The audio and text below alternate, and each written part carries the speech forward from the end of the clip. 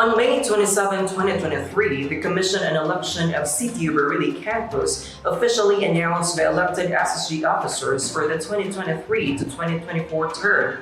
However, there was an exception for the Vice President position held by Robert Ordonez.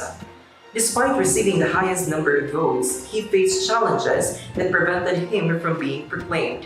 In response, the 𝐍𝐤𝐿 called for a tribunal meeting with the incumbent SSG officers, which took place on June 6, 2023. Commissioners 𝐍𝐞𝐖𝐒 and 23 incumbent SSG officers attended the meeting at the City Barili Conference Room, where Attorney Melvin Presbitero acted as the legal advisor.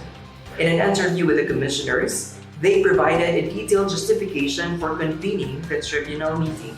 To start off, the 𝐍𝐤𝐿 received a certificate of candidacy from Robert Ordonez with regards to him running for the office of the Vice President. What happened there kasi Robert was unable to meet one qualification from which is stated in the Constitution.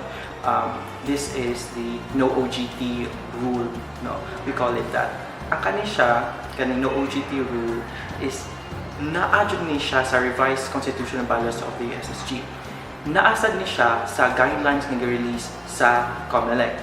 Ang hitabo ingani kay ang files nga naa sa 𝐍𝐤𝐿 nga constitutional bylaws walay signature tanan. So soft copy nga ang giprint. Ang problem namo is if wala toy kanang mga signatures, maglisod mi og sulti sa candidate nga amo i-disqualify nga, hey, you're disqualified because na sa Constitution. The problem there is mangutan na candidate asa ang ratification ani, asa ang mga perma, asa ang mga signature. We were unable to produce that. So mautong when the SSG 𝐍𝐤𝐿 gathered to hear the petition by Robert Ordonez katong change the guidelines. Among gibuhat nga to kay among specify that we're changing the guidelines that was made by the 𝐍𝐤𝐿 and not by the SSG. The guidelines was created or was crafted by the 𝐍𝐤𝐿 this school year, this academic year. Dili to siya gipasa. So usually what happens sa 𝐍𝐤𝐿 is kanang sa next nga academic year. Pero tungod kay ang kato among guidelines wala to gikan sa nag-una namo nagka-lenient ni nga if among kato among guidelines nga to kay strict enough ka or strict too strict nga ma-restrict ng ubang candidates nga wala mi sure kay wala pa perma nga mo ang constitution, mautong among among gi-allow si Robert to be a candidate. Pero we reminded him nga naaghapoy ka ng controversy na hitabo sa proclamation if wala na resolve ang kanang issue. So mautong si Robert ang nakadao sa mga votes. Mo ni siya ang issue karon kay ang tribunal mapatakibaw if kanang unsa ilang ruling ani nahitabo ingani kay ang importante buhaton sa tribunal nga gi-establish sa 𝐍𝐤𝐿 kay ang 𝐍𝐤𝐿 officers ni sila sa SSG pero gamay ra nga time.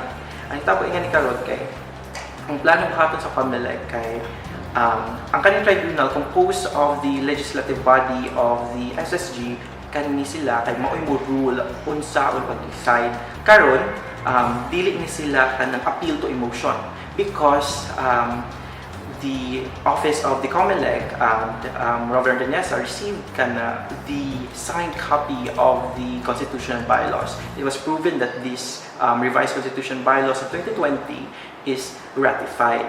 So karon it is, I think, for me a simple analysis of these documents. It will not be an appeal to emotion, but just merely understanding what the Constitution says.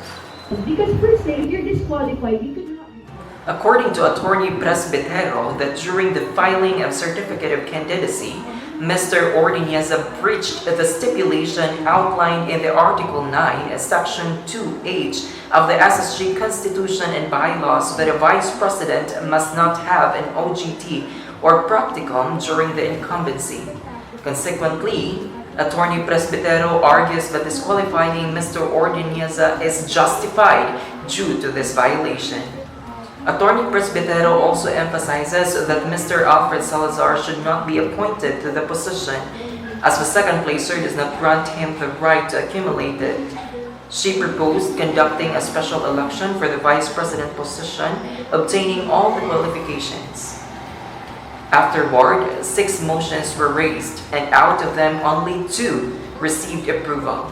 The approved motions involved the official disqualification of Mr. Rovern Ordonez as the vice president for the 2023 to 2024 term. The other one is a decision to conduct a special election to fill the vacant vice president position and the other open positions. The voice of God, and it's basically the voice of the majority.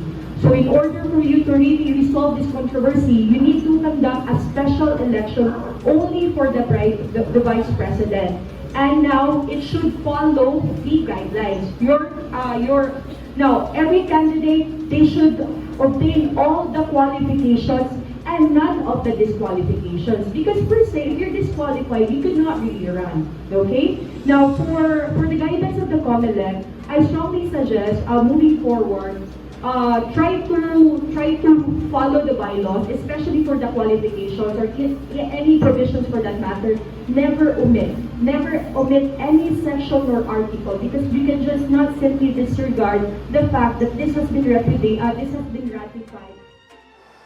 However, the term of the commissioner on the Commission on Elections will end on Friday, June 9, 2023.